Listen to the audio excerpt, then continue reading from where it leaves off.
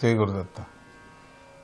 సద్గుణాలు లేని వాడి హృదయం పొగపట్టిన అద్దం లాంటిది.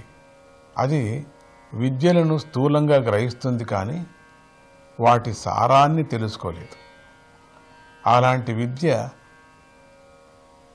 ఒక్కో సందర్భంలో ప్రమాదానికి కూడా దారితీస్తుంది. ఒకసారి ద్రోణుడు విద్యా పరీక్ష పెట్టదలిచాడు గురువుగారు. వారిద్దరినీ కూడా అడవికి తీసుకువెళ్ళాడు.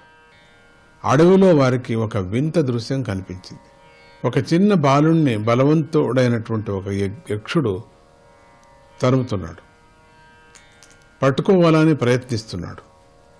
బాలుడు వాడికి దొరకకుండా పరుగులు పెడుతున్నాడు. భీమ దుర్యోధనులు యక్షుణ్ణి సమీపించి, ఎందుకు ఈ బాలుణ్ణి తరుముతున్నావు అని అడిగారు. అప్పుడు దానికి యక్షుడు చెప్తున్నాడు, వీడి తండ్రి నా తండ్రికి శాపం ఇచ్చాడు. ఎట్లా ఉందండి? వీడి తండ్రి నా తండ్రికి శాపం ఇచ్చాడు.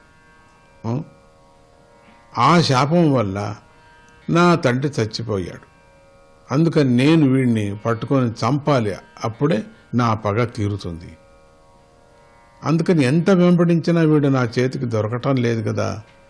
మీ ఇద్దరిలో ఎవరైనా వీడిని పట్టిస్తే వాళ్లకు అమితమైనటువంటి భాగ్యాన్ని ఇస్తాను, మంత్రశక్తిని కూడా ఇస్తాను అన్నాడు యక్షుడు. యక్షులంతా మంత్రశక్తులు కదా. దుర్యోధనుడికి దురాశ పుట్టింది అక్కడ. వెంటనే బాలుణ్ణి పట్టుకునేందుకు వెంబడించాడు. ఆ బాలుడు దుర్యోధనుణ్ణి అడవంతా తిప్పాడు, కానీ చిక్కలేదు. భీముడు మాత్రం అలాగే నిలబడి చూస్తున్నాడు. ఏమిటయ్యా అలా నిల్చున్నావు నువ్వు? నీకు సంపద అక్కర్లేదా అని భీముడిని యక్షుడు అడిగాడు. సంపద కావద్దా నీకు? మరి మంత్రసిద్ధి వద్దా నీకు?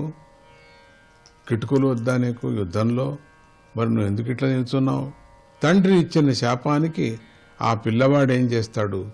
పాపం, ఆ చిన్నవాడిని చంపటం ఎందుకు? నాకేమీ వద్దులే అన్నాడు భీముడు. ఎందుకంటే భీముడు పట్టించగల శక్తి ఉంది, ఇద్దరికీ ఉంది. కానీ వాడు వెళ్ళాడు, దుర్యోధనుడు. నువ్వు వెళ్ళకుండా ఉన్నావే అన్నప్పుడు అన్నాడు, నాకేం అక్కర్లేదయ్యా, ఎందుకు ఆ పిల్లవాడిని అన్యాయంగా చంపటం? వాళ్ళ నాన్న మీ నాన్నని చంపితే వాళ్ళ విరోధం, అంతేగాని మీకేం లేదు కదా. అందుకని నేను వద్దు, నేను బాగలేదు, అది అధర్మం. అది దుర్యోధనుడు సంపద వస్తుందనే దురాశతో బాలుణ్ణి వెంబడించి వెంటబడి అలసిపోయి చివరకు వాడిని పట్టుకోలేక ఉసూరుమంటూ తిరిగి వచ్చేశాడు కొనకు. వీడు ఇట్లా మాట్లాడుతుంటే వీడు వాపసు వచ్చాడు ఒట్టి చేతులతో, నేను పట్టుకోలేకపోతున్నాను. ఆ యక్షుడు ఎవరో కాదు, సాక్షాత్తు విష్ణువే.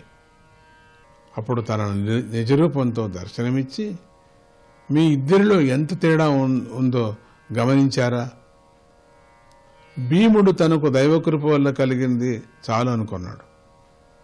దుర్యోధనుడు ధర్మ విరుద్ధంగా సంపద కావాలని ఆశించాడు అని చెప్పి వెళ్ళిపోయాడు. చూసారా మీ ఇద్దరిలో ఎట్లా ఉంది?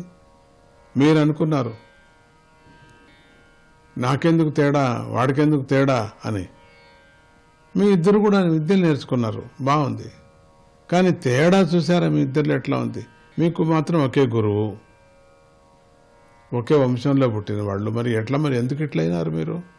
మీకెందుకంటే ఇట్లా భేదం ఉంది, భేదబుద్ధి ఏముంది నీకు? దుర్యోధనుడికి సంపద కావాలా, మంత్రం కావాలా అని. భీముడికి లేదు, నాకుండిన సంపద చాలు, నాకుండిన మంత్రం చాలు, నేను నేర్చుకున్న విద్య చాలు నాకు, ఆ బాలుని ఎందుకు పట్టించాలా పైగా అని అంటున్నాడు. అంటే భీమ దుర్యోధనులు ఇద్దరు కూడా ద్రోణుని వద్దే విద్యాభ్యాసం చేశారు. కానీ వారి ఆలోచనలో ఎంత తేడా ఉందో చూసారా? ద్రోణుడు భీముడికి ప్రత్యేకంగా చెప్పిందంటూ ఏదీ లేదు కదా. అతనిలో ఉన్నటువంటి సాత్విక గుణమే అలా ప్రవర్తించేలా చేసింది. సాత్వికమైన గుణాన్ని అభ్యాసం కాదు, పుట్టినప్పటి నుంచి ఉందేమో, మధ్యలో కొంచెం అభ్యాసం కూడా చేసుకున్నాడు భీముడు. అందుకని ఆ సాత్విక గుణం నిండింది వాడికి. ఎంత బలం ఉంది వాడికి. అయినా ఆ సాత్విక గుణాన్ని నమ్ముకున్నాడు. కాబట్టి వాడికి దేవతా దర్శనమైంది. అందుకని వాడికి దుర్యోధనుడికి అటువంటి చెడ్డ గుణం ఉంది కాబట్టి ఆ బాలుడు దొరకలేదు. దుర్యోధనులో దుర్గుణాలు, స్వార్థము దానికి విరుద్ధంగా ప్రవర్తించేలా చేశాయి. దుర్యోధనులో ఉండేటువంటి స్వార్థము, దుర్యోధనలో ఉండేటువంటి దుర్గుణాలు విరుద్ధంగా, అందుకని వాడిని పట్టుకోవాలని పరిగెత్తాయి.